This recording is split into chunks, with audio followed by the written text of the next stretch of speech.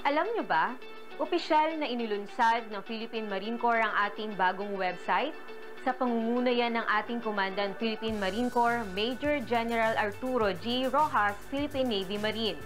Nito lamang ika-10 ng Oktubre, taong kasalukuyan. Ang website na www.marinecorps.mil.ph ay idinisenyo upang magbigay ng pinakamahusay na digital na karanasan para sa mga miyembro, stakeholder at publiko. Naglalayo nito na maging isang central hub para sa pag-access ng napapanahong impormasyon tungkol sa Philippine Marine Corps, mga misyon, aktibidad at serbisyo nito. Ito ay magsisilbing isang mahalagang plataporma upang pasiglahin ang transparency at magbigay ng mahalagang mapagkukunan sa mga tauhan nito, mga veterano at pangkalahatang publiko.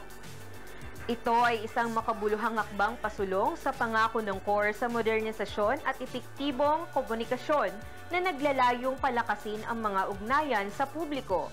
Itaguyod ang kamalayan sa mahalagang papel nito sa pambansang seguridad at lumikha ng mga pagkakataon para sa pakikipagtulungan at suporta.